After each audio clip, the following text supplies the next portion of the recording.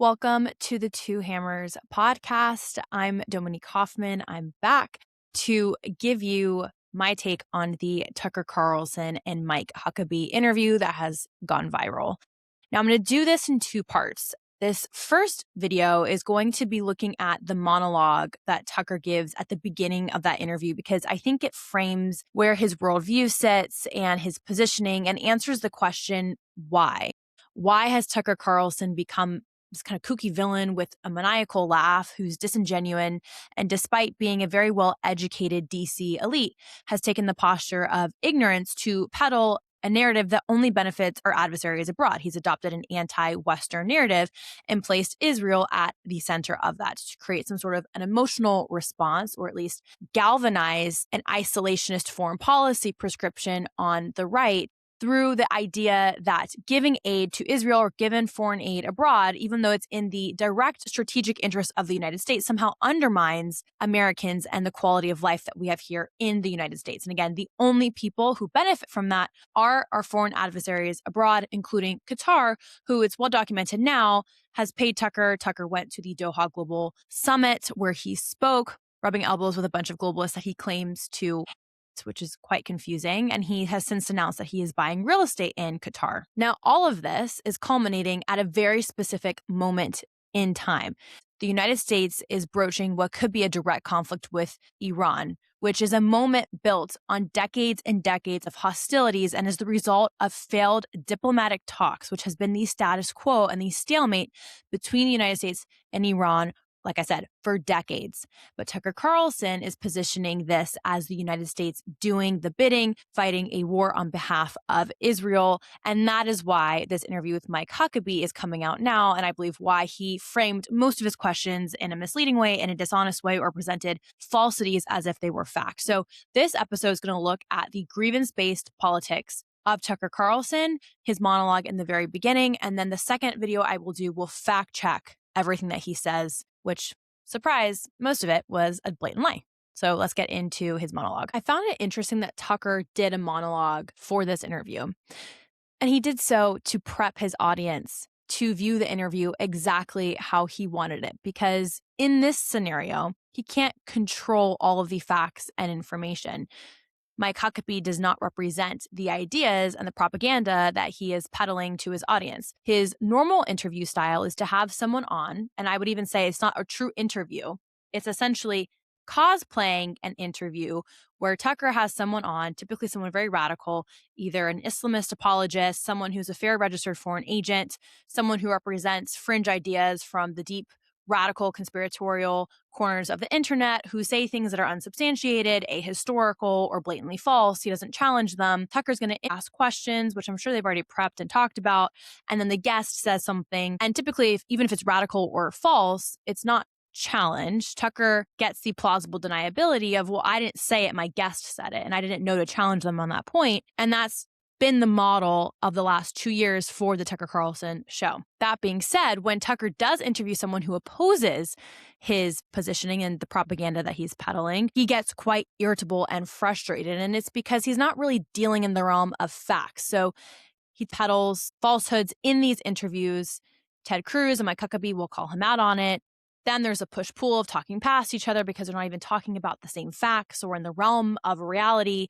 And I found both the Ted Cruz and Mike Huckabee interviews really difficult to watch because they're not even getting to the root of the facts or the conversation because it's not an interview done in good faith. Tucker does not show up presenting accurate statistics, true narratives, and facts. He's peddling propaganda, and then it's on the guest to not only identify what is propaganda in real time, but to have the facts to counter it and then to try and get to the root of his question and point out a counter narrative or the true facts of what Tucker Carlson is claiming. So there's a lot of work on the guest to identify the lies, to counter the lie, and then to try and address the question. I think Mike Huckabee had an immense amount of charitability in this interview. He was quite calm, way calmer than I would have been, but still, there were things that I think Mike Huckabee could have pointed out that were more substantial or factual or would have dismantled Tucker's argument. But again, in real time, I think all that is quite difficult. What he does in the beginning of this interview, which, as I noted, he doesn't normally do a monologue because he doesn't normally interview people who don't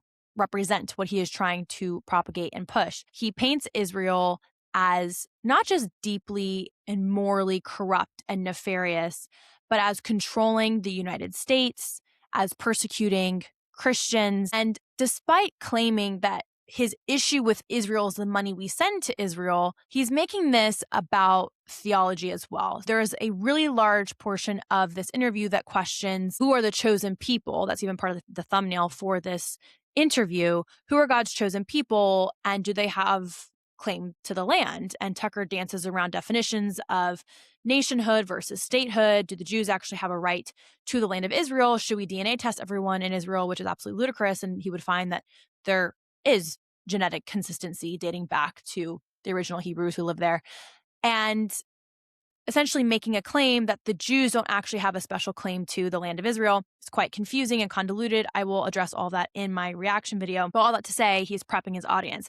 And the number one thing he does, which he did this before the interview was even released, was he tries to create a narrative that he was somehow persecuted while in Israel, that his crew was detained and separated and interrogated, and that the Israeli security forces were menacing, and that before even landing in Israel, they were not cooperative with him. They did not want to provide him security. So on one hand, he complains that the embassy didn't provide him security, and then he complains that the security in the airport was menacing. So it's unclear exactly what he was looking for and the level of security he wished to be protected with. But again, he's framing this oppressor-oppressed narrative. Israel, the Jews, the neocons, the oppressors, the white Christian man who is coming to Israel in good faith to have a conversation is oppressed. The Israeli government is doing everything they can to ensure that he doesn't have specialized safety. And maybe that points to a deeper plot against him. Who knows? He's just this truth seeker who's doing this truth seeking on your behalf. Very similar to Candace Owens, like, look at what I'm willing to do for you, my followers, in the pursuit of truth. And I'm standing in the way between these lies and you. And I'm going to show you the truth that the deep state won't show you. It's very performative. It's all an act. And we'll see that kind of unfold in this monologue. We're about to play you an interview we did with U.S. Ambassador to Israel, Mike Huckabee, 2 days ago in Israel. In general, it's never worth talking about the backstory behind an interview. It's kind of not the point. It makes it about the interviewer, not the person being interviewed. For one thing. For another, it's not that interesting most of the time. And for another, it's kind of off the record. You know, the other person hasn't consented to you telling the story. So in general, we don't do that. Who'd want to hear that? Let the interview speak for itself. But in this case, we want to tell you just a few things about how this interview came about, because they are pretty interesting, revealing, and now weirdly relevant, apparently. So this interview with Mike Huckabee came about a couple of weeks ago. It's only relevant because he has created this false story that he was detained, that he was intimidated, that his crew was intimidated, and that the Israeli government did everything they could to discourage this interview from happening, with the implication being discouraging the truth from coming out. So again, it's only relevant. It's apparently relevant now, as Tucker would say. Don't be tweaking and I think that's his tell. That's his like lying tell, which he's becoming more and more like that. Like he just kind of like tweaks a little bit. So yeah, I don't know why it's relevant now, but now somehow it's relevant. So I'm going to tell you exactly what happened. On Twitter, one of our producers showed me, he said something to the effect of, "You're talking Middle Eastern Christians, Tucker Carlson, maybe you should talk to me. Why don't you come do an interview?" And I paused for a minute. I thought in the past about trying to interview Mike Huckabee, whom I've known for over 30 years and worked adjacent to at Fox. And I had mixed feelings about it, mostly because it's hard if you're me to interview Mike Huckabee because of just the personal affect. Mike Huckabee is jovial, comes off as friendly, he's a grandfather. When annoyed, I can be nasty in interviews. And so it takes a lot of self-control to interview someone like Mike Huckabee, not because I hate him, but because it's hard to ask him tough questions and not come off as a jerk, which I often am. He is a jerk, which I think is so interesting that he says the quiet part out loud, which Tucker oftentimes says the quiet part out loud, and he just thinks that you're too stupid to catch it. So what he's getting ahead of, and again, this monologue was recorded after his interview with Mike Huckabee, so they already have a sense of how the interview went. So he's priming his audience is to get ahead of the pushback he got with his interview with Ted Cruz, where he completely laid into Ted Cruz. And when you contrast that to how he interviewed Nick Fuentes, it becomes quite clear where his ideological allegiances are. He's not a journalist in the pursuit of truth. He's someone trying to prop up a very specific narrative. And when you counter that narrative, he gets indignant, nasty, and cruel because his ideas don't stand the test of public debate and scrutiny, because they're false and they're lies and they're propaganda. Interestingly enough, somewhere else in this interview, and Laura Loomer posted this, he admits that, he's just a jerk, it's very interesting that this is becoming part of the Tucker Carlson 2.0. This clip speaks to, I think, the true person of Tucker and is becoming really difficult to ascertain who Tucker really is. Who is this performative blue-collar American man, Tucker, in the pursuit of truth? And who is the DC Nepo baby who is constantly on the verge of being discovered for the fraud that he actually is? And I think that's kind of this maniacal laugh and jerk that we see seep through. Working for Hamas, but No, whatever. it's still a tragedy. No, it is. Sorry, I'm being a jerk. You really are being a jerk. I am. I know. You I are know. being a jerk on that. I am such a jerk. I'm going to write down. You're right. Tucker You're right. Carlson You're right. admitted. I know. He's a jerk. Oh, I am a jerk. Everyone knows that. I mean, I'm really trying, working for Hamas, but No. whatever. Okay, so he really is a jerk. You're right. You are. You really are a jerk. So anyways, he's getting ahead of potential pushback like he got for the Ted Cruz interview. I skip forward a little bit because the story is a bit tedious. He talks about how he accepts the invitation for an interview. He then suggests maybe doing it in a holy site, which ironically contradicts his claim that Christians are persecuted and you can't openly worship. There are many Christian holy sites in Israel that they could have done the interview at because there's religious pluralism in Israel. Thank you, Tucker, for admitting that. But because of their time constraint, they were restricted to doing it at the airport. And they were maybe going to do it at the embassy, but Tucker claims that there was not going to be a special security envoy to come take him to the embassy. And he was absolutely outraged by that. He was outraged. He was just so outraged that your taxpayer dollars were not going to pay for a special security envoy to take him to Mike Huckabee's residence.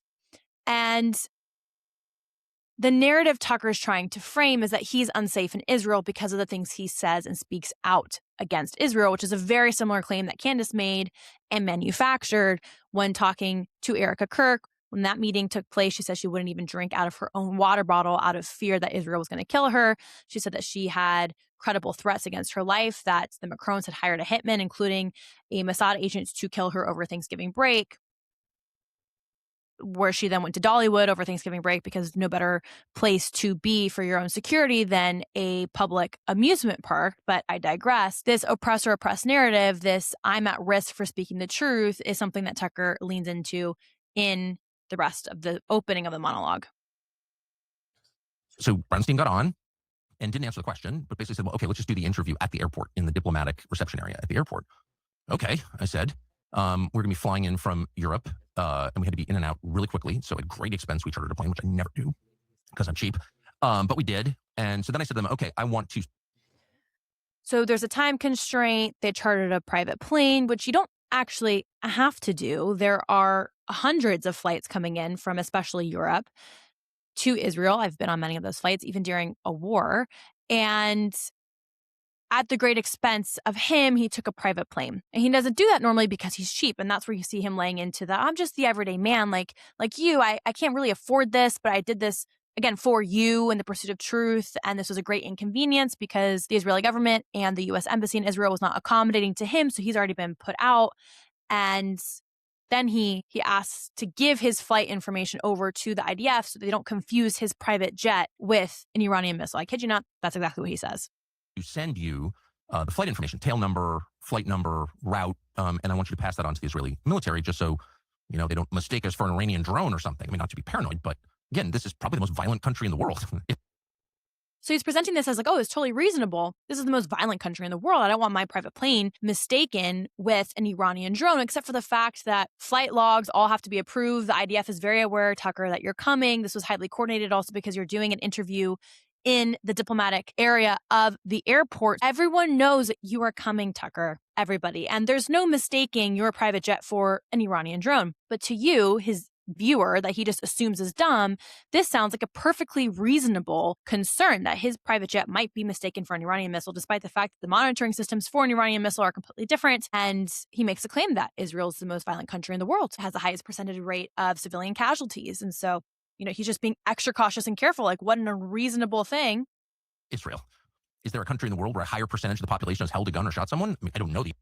Tucker is appealing to false information about Israel's civilian to combatant death ratio, which many people in the Gaza war tried to claim was significantly high. In urban warfare, even just warfare, there is an understanding that there will be civilian casualties by the nature that the warfare is occurring in civilian population centers. However, Israel's civilian to combatant ratio is probably around the 1:1 to 1.5:1 ratio. Now, this is for many reasons. First off, Israel's capabilities are highly discriminant. That was on full display with the pagers and the beepers that took out high-level Hezbollah operatives in Lebanon. It was highly discriminant. I believe only one young girl was a casualty in that. She was the only civilian casualty, with hundreds killed and thousands maimed in this highly discriminant attack. So beyond Israel's military capabilities, other externalities that make the civilian to combatant ratio really difficult to mitigate to 0:1 ratio is the fact that in urban city centers where a lot of the population is radicalized or supports Hamas, it's really unclear who a civilian and who a combatant is, in addition to who a child soldier is versus a combatant.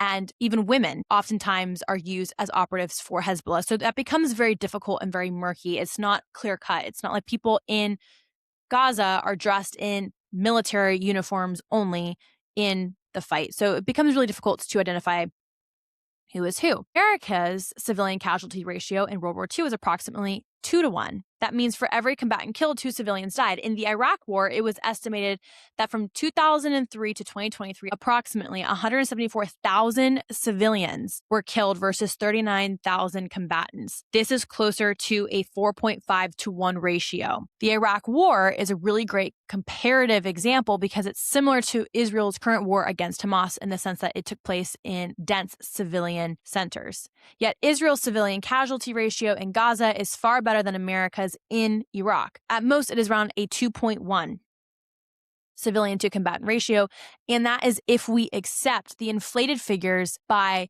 the Hamas-controlled Ministry of Health. Now, there are other statistics that we can look at to understand the civilian to combatant ratio, as well as to counter the claim that this was a genocide. So according to CIA estimates, the population in Gaza has actually grown since October 7th, not shrunk, which is exactly the opposite of what you would see if there was a genocide. And even Hamas's own Ministry of Health reports something that doesn't really line up with a genocide. Now, here you can see that they're reporting there was a population decline of a few 100,000 individuals, but that's still not descriptive of a genocide. According to PCBS, which is based in Palestine's West Bank and not controlled by Hamas, there were 2.19 million Gazans at the end of 2022. By May of 2025, reporting says that Gaza's population was 2.11 million, a decrease of about 80,000 people or 3.6% of the pre-war population. Now, this is Palestinian reported numbers. That is still not descriptive of a genocide. That's descriptive of urban warfare. And while they haven't released figures for 2025, the CIA is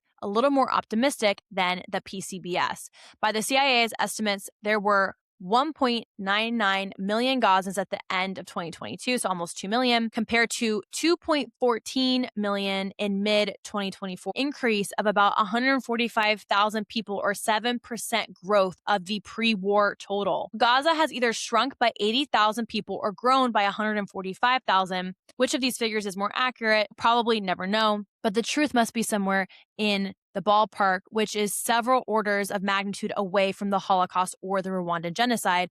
And this is what the population decline looks like in each of those cases. And this is what a genocide looks like. So again, countering Tucker's narrative that Israel is the most dangerous country in the world.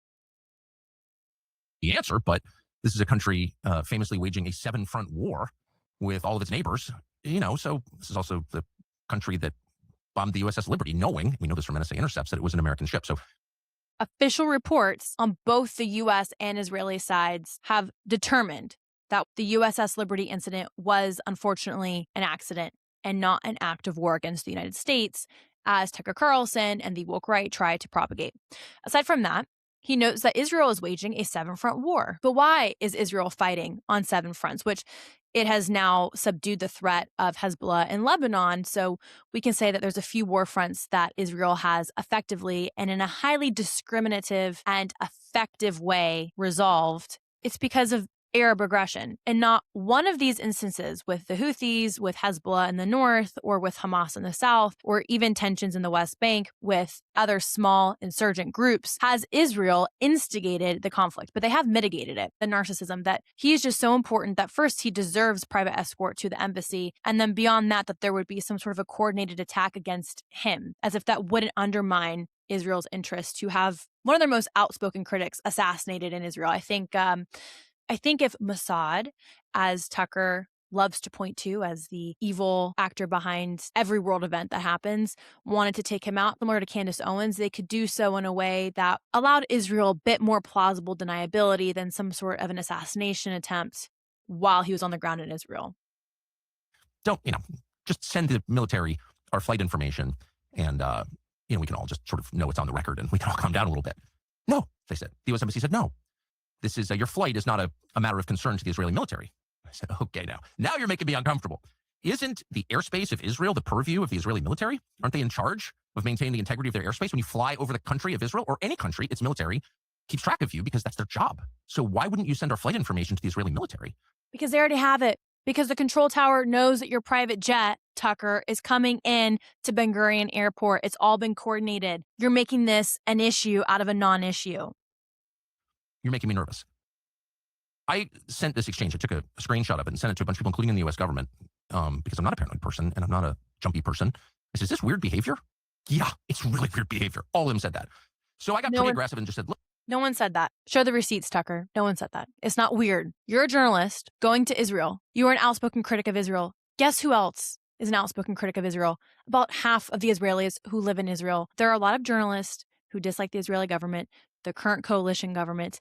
Tucker is not unique in this. And this leads to the fear-mongering that both Candace and Tucker have played into, which is that if you criticize Israel, your life is at risk. This idea that if you reveal the secrets of how Israel is the puppeteer of America, you're going to be killed or you're going to have a hit on your head is ridiculous, because I've never met people more outspoken against the Israeli government than Israelis in Israel. Look, you got to do this. Okay. And they, to their credit, got back to us and said, yes, we will do that. But I just thought that was completely bizarre and menacing, by the way. Now, at the same time, and I think this is relevant, certainly it goes to motive, I was attempting to set up a meeting, as I have been for the past 3 months, with the Prime Minister of Israel, Benjamin Netanyahu, who I've dealt with a lot in the past, and who denounced me as a Nazi in public, a member of the woke Reich. And why was I trying to do that? Not an interview. I knew he wouldn't sit for an interview, but I wanted just to meet with him in person. One, to show that I'm willing to go to Israel. I don't hate Israel as a country. This is what this is all about. I'm willing to go to Israel. I don't hate Israel as a country. I don't hate all Jews. I'll say I hate them in a million other ways than I hate them. And then watch what he says about Bibi Netanyahu and his own personal family, because apparently he has threatened members of his family. But two, just to say directly to him, this is bad. This should be de-escalated. This kind of rhetoric doesn't help anybody. Calling me specifically, a Nazi and an anti-Semite, when you know that I'm not. By the way, if I was, I would just admit it. I've said many times I think anti-Semitism is immoral. It's against my religion, just as hating any group on the basis of their bloodline is immoral. So the new year is here, but that does not. Please, can you help me get a sit down for 5 minutes with Benjamin Netanyahu? And I probably called or met with 6, 7, 8, maybe more people on this question. People in official capacities, people in the Israeli government. I know a number of people in the Israeli government, people in Israel, a friend of mine in California who knows him. I mean, I really, really tried. And I did so for 2 reasons. One, because there's a threat to my family. The Israeli government and Netanyahu himself tried to punish 2 members of my family. I won't be more specific, but actually punish 2 members of my family. Because no one tried to actually punish. What did they do, Tucker? Because if they had actually tried to punish, you would have broadcasted that for everyone, because it plays into this idea that Israel is this big, bad oppressor, evil actor targeting American Christians. What he's talking about is his brother, Buckley, and his son, named after his brother, who works for J.D. Vance, who support and prop up a lot of the ideas that Tucker is putting forth, which are dangerous, anti-Semitic, and anti-Western. So people called those individuals out, and his son, Buckley, is not a child. He's a grown-ass adult who works for the vice president of the United States. So there was no attack outside of Benjamin Netanyahu exercising free speech online. That's not a threat. That's not action against your family. And this other idea that Netanyahu and others calling him an anti-Semite are the ones escalating the conversation, when he is the one who has created quite tactfully an anti-Western narrative, all in the name of America first, with the Jews at the center as the oppressive power, means that he is the one fueling and stoking the fire on this flame. And when called out for it, he becomes the victim. And that's exactly what Candace Owens and Megyn Kelly do. The reason people call Tucker Carlson a Nazi is because he is peddling the same conspiratorial interwar rhetoric, this idea that the Jews control the banks, they control the world, they're going to send your sons off to war, they undermine your interest as an American Christian. All of that rhetoric very much parallels interwar rhetoric adopted by the Nazis and pushed by the Nazis to justify their anti-Semitism. So this is not hyperbolic language or name-calling. It's rooted in parallel rhetoric to the Nazi regime and just anti-Semitic movements across Europe in the interwar years. The irony as well is that those who are at risk of these escalating conversations is not the white Christian American in the United States, it's the Jewish community in the United States. This past November in 2025, agents thwarted a plan by Lucas Alexander Temple in Sarasota, Florida, to attack a Chabad. Federal agents recovered a shotgun with a sawed-off barrel. Agents also found evidence that Temple had been plotting a racially motivated act of violence, including pipe bombs, multiple firearms, ammunition, a pressure cooker, literature on how to manufacture explosives, and a written plan as to his intentions. He possessed a variety of Nazi and mass shooting propaganda materials, and it was documented that he had been radicalized online. And just to drive the point home that the narrative, the Jews control everything, hurts the Jewish community in America, not the young white Christian men that Tucker wants to claim this escalation in rhetoric affects. The Jerusalem Center for Security and Foreign Affairs posted this finding that 45% of Republicans under 44, so that target demographic for Tucker, Candace, and Nick Fuentes, say Jews pose a threat to the quote-unquote American way of life. Let that sink in. Among Republicans over 45, the number is 23%. That's a significant amount of individuals within the Republican Party who have bought into this grievance-based politic that sees the Jews as the oppressive power. And through that, they're able to scapegoat moral decline in the West. They're able to export their own grievances on an outgroup, which is exactly what Black America and the BLM movement does by exporting their grievances onto white systemic racism. It's the exact same thing, and that lack of accountability leads to radicalized populations and very weak, even detrimental policies, whether that be domestic or foreign policy. Qatar, Russia, China can't defeat the United States in a conventional war.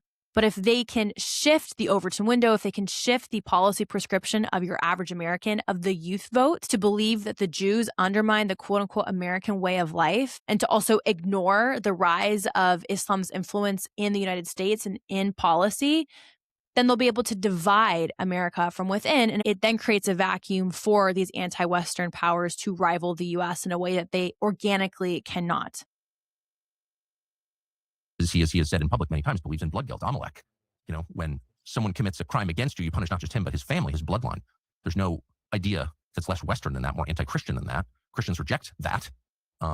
Listen to that anti-Western, anti-Christian. Amalek, he brings this up again when he talks to Mike Huckabee, and Netanyahu did reference the story of Amalek from the Old Testament, but he used that as an analogy to explain the evil of October 7th. So not to say that he believes in bloodline retribution or collective punishment for one's bloodline, but that that's how Hamas views their holy war with Israel. Tucker Carlson's also completely misquoting, and this is something he does as well for affect. He tries to paint the God of the Old Testament, the stories of the Old Testament that sound maybe menacing and scary, the story of Amalek, which even your average Christian is probably not familiar with, and paint some sort of a cosmic war with the Jew that Netanyahu believes in the story of Amalek and in collective reprisal for one's bloodline, which is not at all what he said. And he divides the God of the Old Testament and the God of the New Testament in a video that seemed quite benign, but I actually did a reaction to that here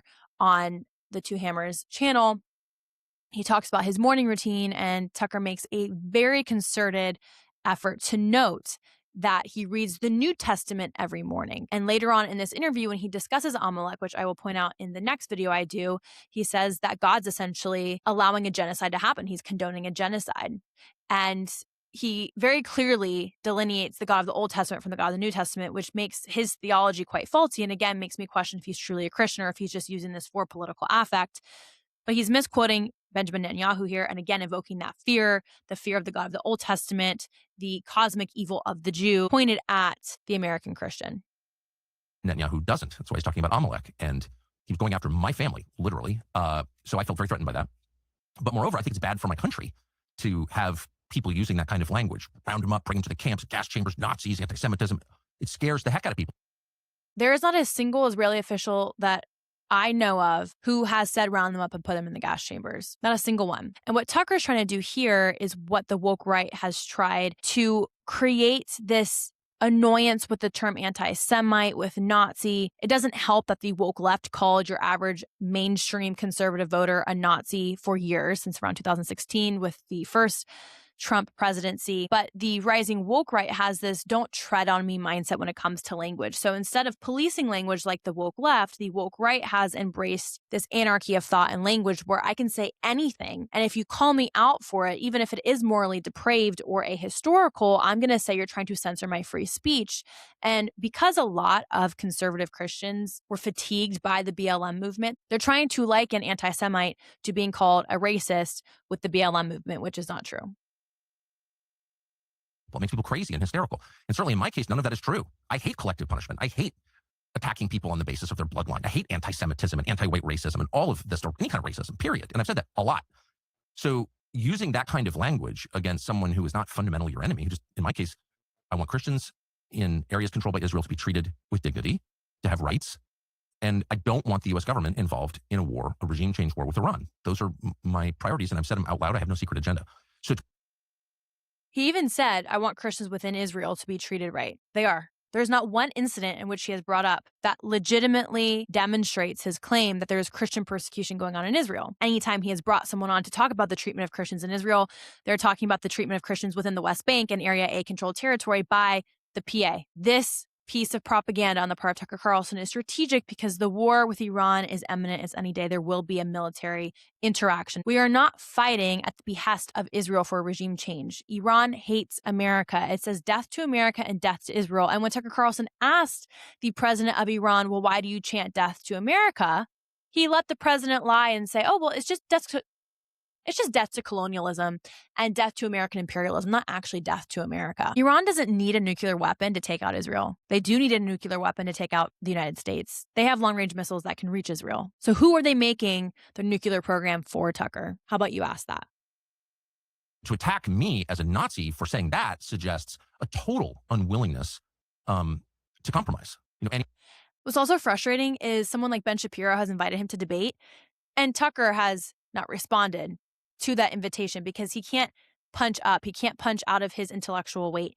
And the fact that he's framing those who don't seek to interact with him because he is not a good faith actor as being disingenuous, as creating a toxic political climate is wild to me. Anyone who doesn't agree with us 100% must be destroyed. His family must be attacked, my family, and must be written off as a Nazi. Well, when you do that, it makes people hysterical. It increases the temperature to a point that someone's going to get hurt if you keep talking that way. And it's just bad. It's bad for the United States. It's bad for the world. So I wanted to deliver that message. I finally wound up talking to a guy called Yoram Hazony, who is an Israeli who famously organizes the American National Conservatism conferences. And I said to him, look, you're having a National Conservatism conference in Jerusalem this summer. You asked me to speak at the first National Conservatism conference in the United States. And I did. Obviously, I believe in national conservatism, America first. I think every nation should put its own people first. That's why you have governments.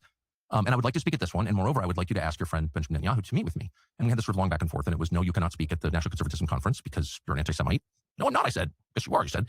And I said, well, I really would like to speak to Bibi to kind of de-escalate this. And he said, it would not be in his political interest to meet with you. It's almost verbatim.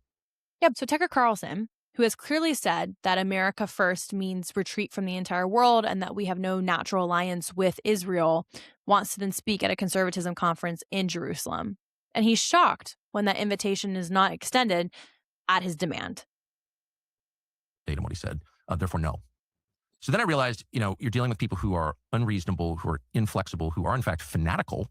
And then add to that, of course, that my tax dollars are paying them. It was all pretty distressing. So that was the back. This is something else that comes up in the Huckabee interview. Who's being paid by your taxpayer dollars?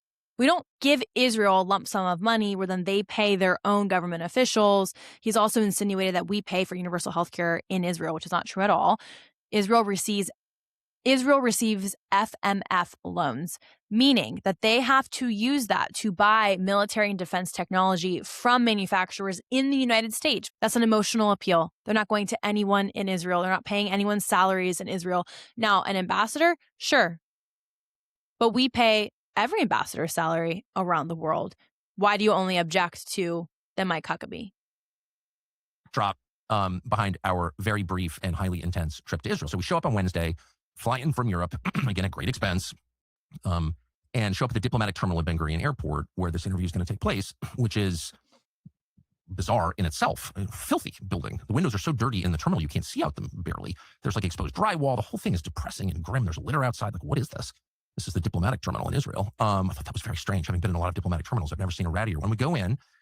This is Tucker's like obsession with like clean cities, like Detroit and New York. Well, New York is just filthy. It's absolutely filthy. You know, forget the fact that that can be explained by municipal and Democrat policies at the city level. But look at Doha. Look how clean it is. So maybe Sharia law is not that bad. He conflates domestic politics and domestic issues with international issues. He also uses like cleanliness and order as some sort of a measurement of a country's success or quality. What are you insinuating about the government at large or how they operate based off of their terminal? So it's not an accident. It's meant to infer that there's something broken about the Israeli system, that it's unclean. And the irony is he loves Palestinians. He apparently loves the West Bank and Gaza and thinks that it must just be so lovely there compared to Israel. Go to Area A territory of the West Bank, you will see the filthiest highways, the filthiest multifamily dwellings. Arabs are extremely dirty in the West Bank. They do not take pride in cleanliness or sanitation or public sanitation. So if he was just outraged by the quote unquote filth of the Israeli diplomatic terminal in Ben Gurion Airport, I would encourage him to go visit the West Bank, where he will be absolutely shocked at the cleanliness level of the Arab population living there. And Huckabee's there, and of course he's totally friendly, as he always is. Very, very friendly guy, and cheerful, and we sort of chat. And the whole place is filled with these guys in T-shirts, thuggish-looking guys in T-shirts who are some kind of security.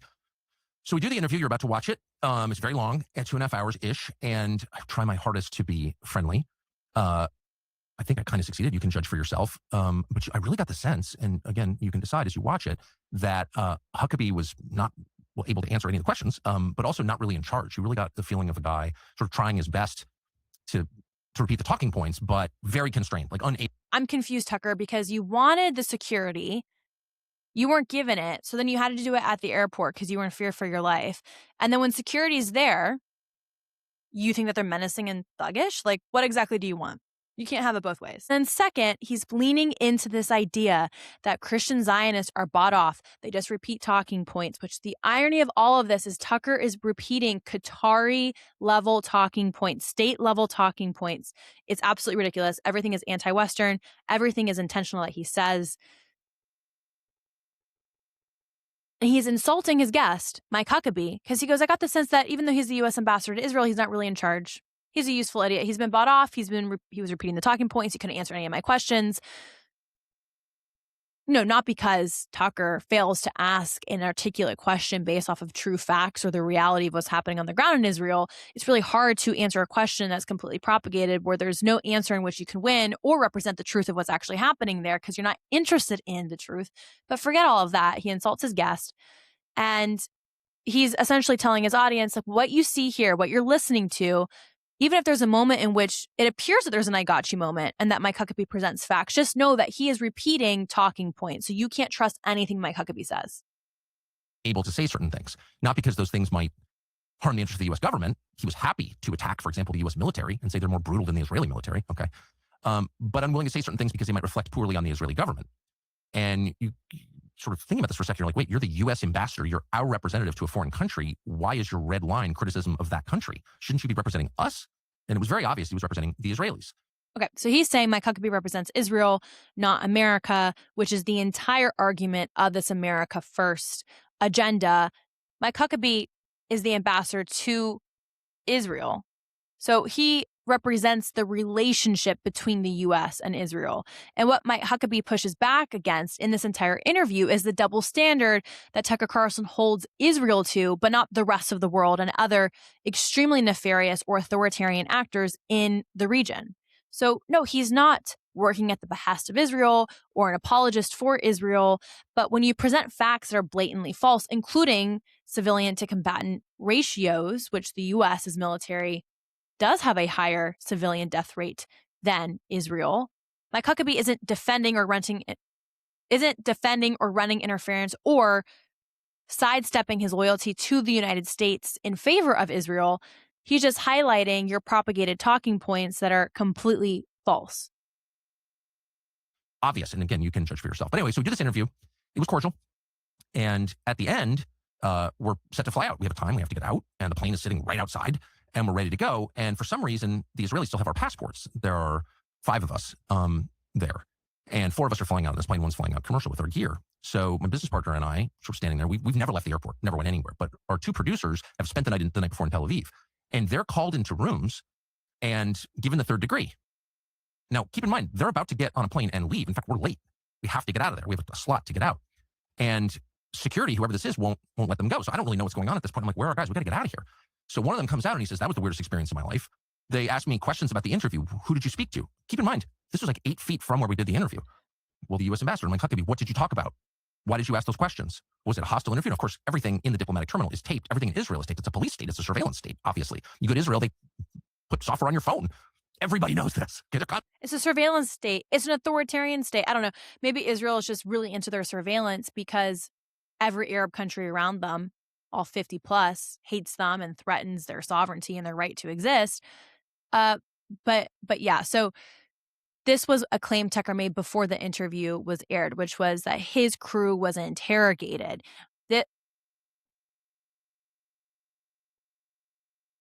So this is a claim that Tucker made before the interview even aired, which was that his crew was interrogated, wrongfully so, asked questions about who they saw when they were there, who they interviewed. These are all extremely basic questions when it comes to border crossing and airport security. In fact, someone who's as seasoned as Tucker even pointed out, he's done interviews on 6 of the 7 continents, should know that this is pretty standard.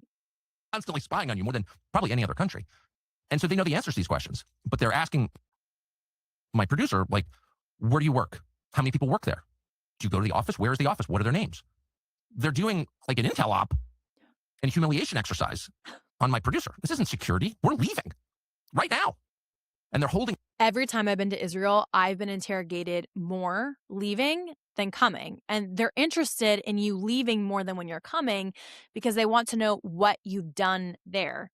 And honestly, it is quite suspicious that you would fly in for literally less than 24 hours to do an interview because Israel's really hard to get to. It's quite expensive to get to. So it is quite odd, and it's not the norm for someone to fly in and out that quickly. I promise you, if Mossad wanted to know what your company is like and who runs it and how many people work there and where they work, they could find out in 10 minutes from Israel, from their computers.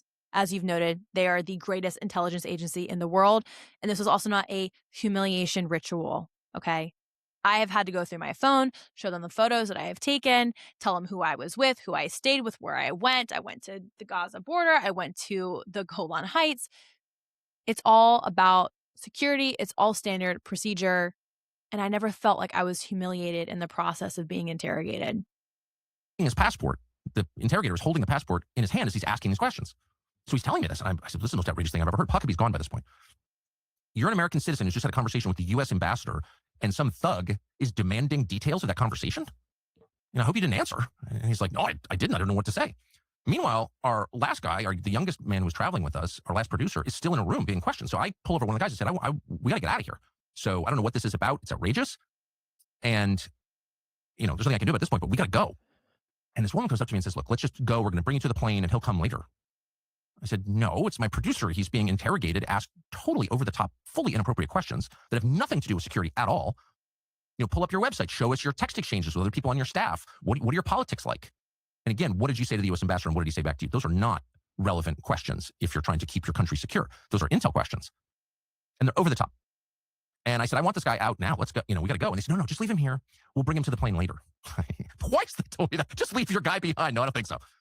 So I was enraged by this. Of course. Get on the plane. We get a text from a reporter who somehow knew that this had happened. I have no idea how. I had no interest in publicizing it, actually. There was, So the reporter at the Daily Mail leaked this story. The author of that story used to work for Tucker Carlson, but Tucker didn't want the story coming out. Okay. A long trail that showed that the U.S. Embassy had been coordinating against us in a public relations battle before we even got there. They were leaking that we demanded to do it at the airport because we were afraid to go into Israel. We're cowards. Okay, we're cowards. Right. And so I just said to the reporter by text, they pulled my guys into a room, interrogating them. This is outrageous, et cetera, et cetera, et cetera.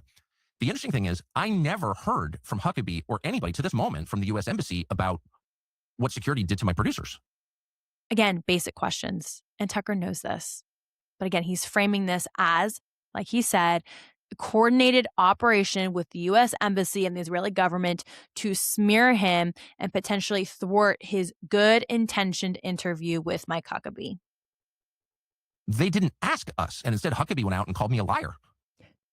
So it raises, again, the question, who exactly is Huckabee working for? We're American citizens in a foreign country. He's our ambassador. He represents our country. We pay his salary, but he's taking the side of the foreign government without even calling to say, hey, what happened to you at the airport? Did you get hassled? Did your guys get hassled? No. He just immediately repeats their lies without even consulting us. So, what are we looking at here? We're looking at the reality, which is if you're an American in Israel, you can be certain that your government will take the side of the Israeli government and not your side. And really, is that so different from the experience of Americans in the United States? That's it right there. That is the crux of his grievance-based politics, that our officials work for Israel. And is it really that different in the United States?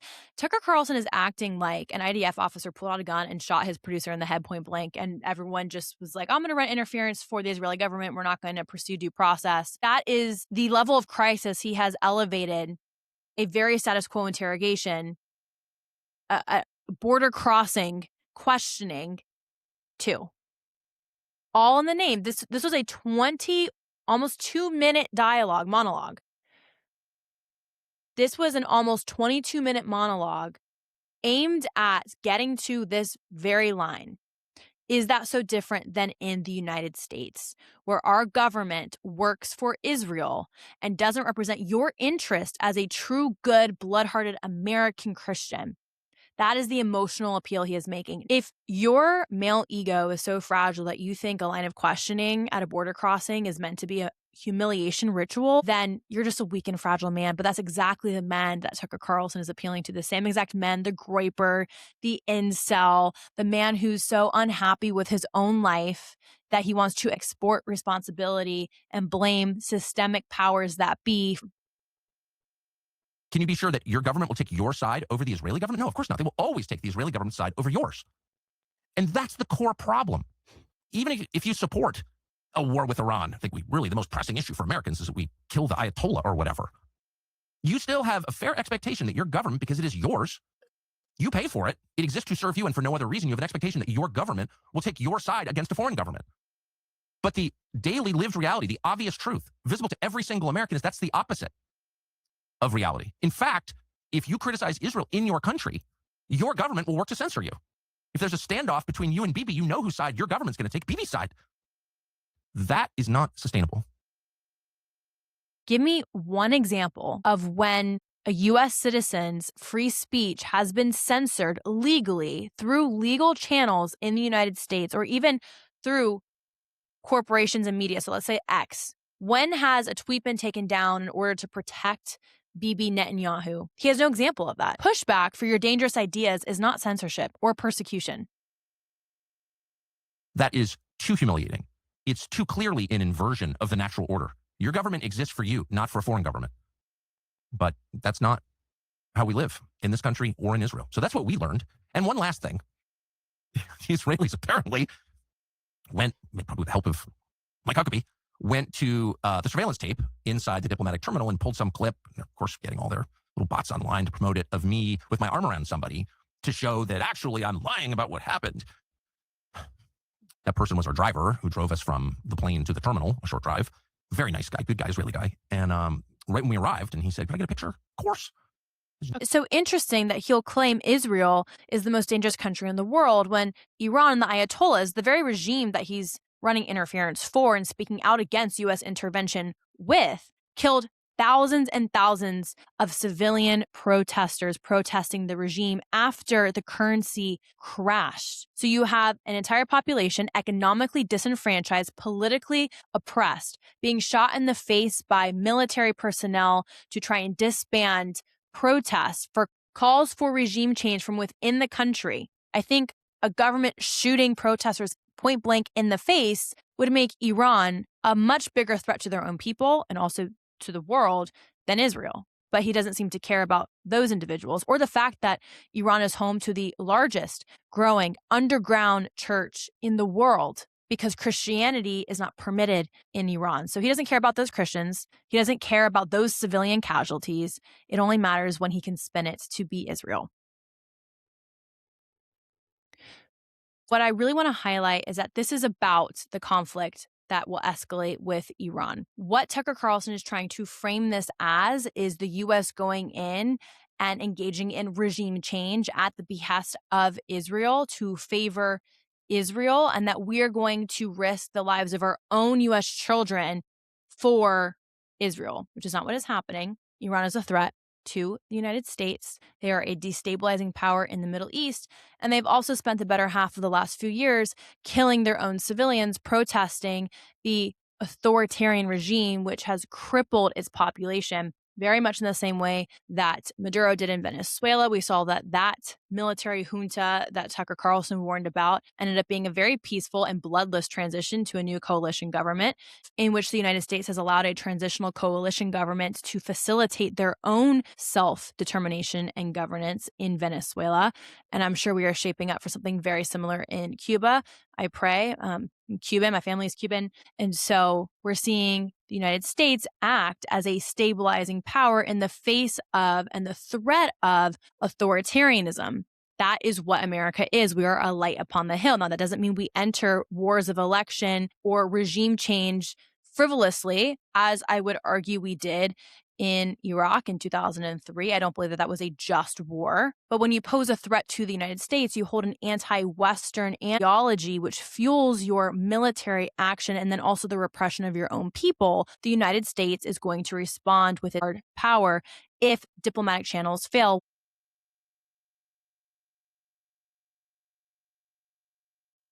So this part of the clip really drives home the entire argument that shapes Tucker Carlson's political worldview, his grievance-based politics, this oppressor-oppressed paradigm, this idea that domestic politics and foreign policy can be conflated, that sending money abroad to our allies or even to Israel in the form of FMF loans, which Mike Huckabee is about to address, does not disenfranchise your everyday American. Your taxpayer dollars go to a multitude of different things. And this idea that America is not thriving is just unequivocally false. The rise of this woke right grievance-based politics came about under the Biden administration when our border was wide open, when crime, because people from abroad, from countries that are anti-Western, were pouring into our borders. Crime was rampant, inflation was high, the cost of gas was high, which means that the cost of living just goes up.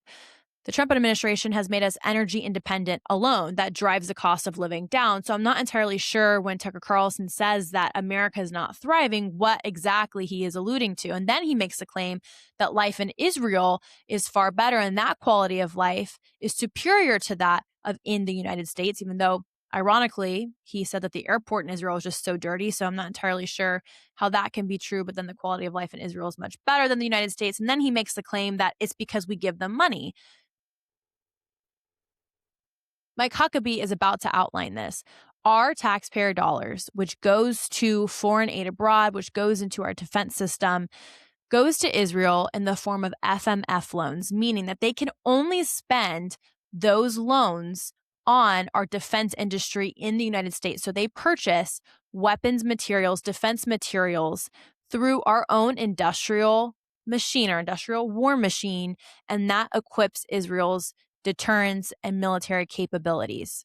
They do not take our U.S. taxpayer dollars and pay for Israeli universal health care.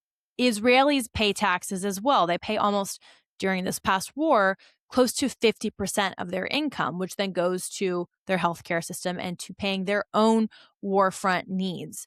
We do not pay for the salaries of anyone in the Knesset, of Benjamin Netanyahu, of universal healthcare, of abortions in Israel, which Tucker Carlson also makes this very bizarre claim, like, should we condition aid to Israel on issues of abortion? He's creating these overly simplistic moral appeals that do not play out in that way in politics. U.S. grand strategy does not take away from the need to improve domestic politics, but then you have to address those domestic political issues. For example, in New York City, crime is rampant. The streets seem to be quite filthy now that Mamdani has taken over, but that is at the city level. He was elected mayor. So if you want to talk about the filth and the crime of New York City, then you have to talk about the left-leaning socialist policies that were voted in. It has nothing to do with money that we're sending to Israel.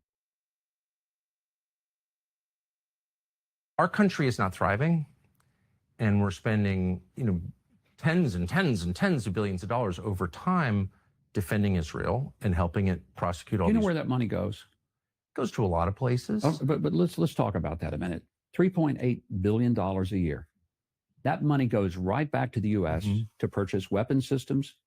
For example, every round of ammo that the IDF shoots is manufactured just outside where I live in Little Rock, Arkansas. The components, a lot of them for the Iron Dome and the Arrow 3 missile defense systems, are manufactured near Camden, Arkansas. Which needs it, by the way. Camden's economically depressed. You know the area. I do. And there are thousands and thousands of American jobs, and there are billions and billions of dollars of expenditures that Israel makes in the U.S. and buys the things that we. I know how defense contracting works. I'm from Washington. Okay. No, I know this. I guess. So Tucker Carlson concedes that he knows how defense contracting works because he's from D.C., so trust me, I know. Which, again, he always says the quiet part out loud because he thinks you're dumb. He is a DC Nepo baby. He's part of the neocon elite class, despite the fact that he demonizes that class and accuses them of being Jewish with loyalties to Israel. So he concedes that Mike Huckabee is correct. He wasn't ready for that line of questioning. And you can see him quickly try and brush over it. Well, no, I'm familiar. Oh, but do you want to elaborate for your audience of, let me see how many people have seen this. Almost 3.5 million people who are not familiar with how FMF loans work.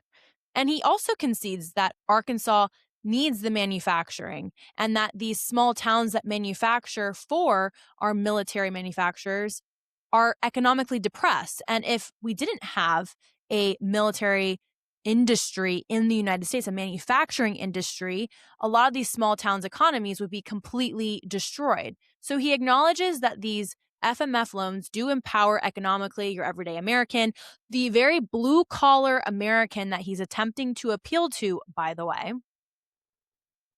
and that these loans are not just used for, as he said, a myriad of things or go to a multitude of things, that they are used strategically for a very specific interest, which, by the way, benefits the United States because while we manufacture pieces and parts for the Iron Dome, we share our military technology intel. Israel essentially allows the United States to test military capabilities in war on the ground without the United States itself having to go to war to see if our military capabilities can actually deter our adversaries. And not as robust as they had led the world to believe. So you don't want to get to the point, especially if you're a global superpower, where you have to test out the sustainability, the efficacy of your military capabilities in a war that threatens your self-determination. It's much more strategic to allow an ally to exercise and use and test your military capabilities in real time in a war conflict zone so that you can use that intel to better equip your military. So it's actually a net benefit. It actually ensures that we send less of our young men and women abroad to fight foreign wars. So it actually undermines the very argument that Tucker is making, which is that we fight Israel's wars abroad, and we're sending our young American lives to bleed for Israel's interest. Guess what I'm saying is America's not thriving at all. He returns to you're right, Mike Huckabee. You completely pointed out how shallow that argument is and how disingenuous it is. But I'm going to say, again, that America's not really thriving. Like, It's not thriving at all. And I wouldn't know because I bought a house in Qatar and I'm going to be moving to Qatar, but America's not thriving. And I represent the interests of the everyday American. I have a fly fishing cabin in Maine, and I wear little vests, and I hunt, and I have a sauna that I go sit in. So I understand the plight of the everyday American because I dress like one. And you think it's Israel's fault? I don't think it's Israel's okay, fault. well, good. No, because I think I just think that what we're doing isn't working at all. And America's not rich. I think the president is doing some amazing things to get us back on track. I'm not attacking Trump. Okay. I'm merely saying that over, say, the last 20 years, America's not gotten richer or freer at all. And over the last, let's just say, decade, the United States has led the world in a technological revolution. The fact that an entire generation of young men and women have not gone to war, full-scale global war, means that deterrence and U.S. hegemony has been a wild success. And honestly, that's the problem with this grievance-based politics is he's appealing to a generation of men who've never had to be men, who don't even have to serve in our military to understand the importance of U.S. defense. We have a bunch of pretty young men. Testosterone is down in our society, the younger generations. We have a whole generation of young Americans who have never been uncomfortable, again, never seen war, don't know what who've never seen war. So I would say, while I think it's actually greatly hurt society for our young men and women to not see what life abroad is like and what true conflict zones look like and what being economically and politically disenfranchised means, the American experiment in a post-World War II world order has been wildly successful. The fact that we have not been in a full-scale war since World War II means that our post-World War II, our liberal world order has actually been a success, points to the fact that America is thriving. America is still the greatest nation in the world. And the fact that Tucker wants to frame the privilege of being an American as somehow not as rich or important as it once was. I don't know a single person my own age who's ever seen a conflict zone. Everyone I know had the ability, if they wanted, to go to college. And if you want to measure quality of life by universal health care, if we wanted to increase our taxes, we likely could. There are things in our society that definitely need improvement, including our education and potentially our health care. But those are conversations and debates we should return to. Instead, Tucker Carlson is driving the political conversation to ideological fringe extremes. When I was a young kid and would watch presidential debates, I remember the conversation would turn to foreign policy and taxation. Are we going to favor big government or little government? Grievance-based positions. We asked questions like, well, what would you do to solve the healthcare system? That's wild to me that we have been driven so ideologically radical in the fringes that the Overton window has moved from conversations about healthcare, which is what Tucker Carlson is talking about. Yeah, we can make healthcare stronger in America. We could probably equip our young men and women with better job prospects. But that doesn't mean that living in America is somehow like the worst thing in the world. It doesn't mean that our quality of life has plummeted. And the fact that he's making that claim points to his privilege. And I think it's so dangerous for Americans to take for granted the privilege and the freedom that we have. We have deterred illiberal, anti-Western regimes who have now turned to using people like you as a puppet to try and manipulate the masses from within because they cannot rival America externally through conventional warfare. That points to the success of the American experiment in a post-liberal world.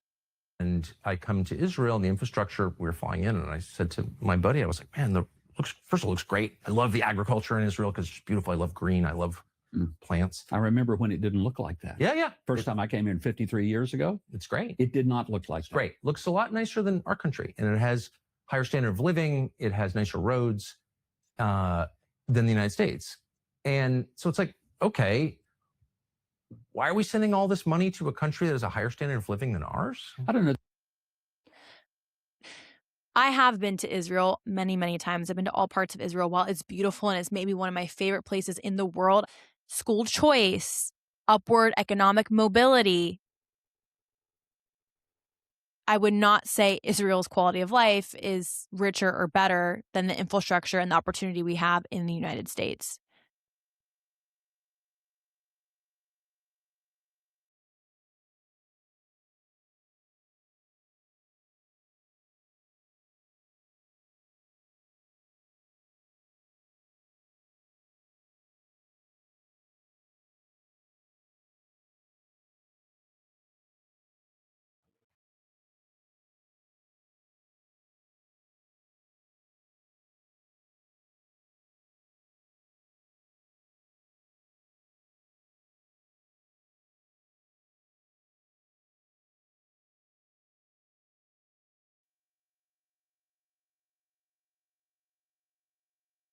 Okay, so there's many ways in which you can measure quality of life, and it can be quite technical, so I'm not going to get into that, but let's just take what Tucker said at face value. So out of the 146 countries, so political and economic stability, legal system and civil rights, health services, which is going to be measured by universal health care, which is probably why the United States ranks lower on here, safety, climate. Again, the US is going to inherently rank lower already because that's not something that the United States has valued. It's also cost and income and popularity, which I don't know really how you calculate that. But anyways, this is not a robust or extensive analysis at all, but just want to highlight that the United States on this data point ranks 31. Oh, Qatar ranks 27. His favorite place in the world, which by the way also receives military loans in a very similar way that Israel does, but he doesn't seem to object to that. And then let's go all the way down here. I think Israel's 58. And one of the markers that's really low is cost of living, which is extremely high. And as people who live in Israel are there not because it's easy, but because they want to be there. So again, this idea that the roads are better and I saw agriculture, has Tucker never been to the flyover states in the middle of the United States? And I'm confused because he was making fun of how dirty the diplomatic airport was. So is the quality of life better and cleaner? Or is it disgusting and gross and despicable to you? I don't really know. Those metrics seem to be conflated and contradict at two very different points of this interview.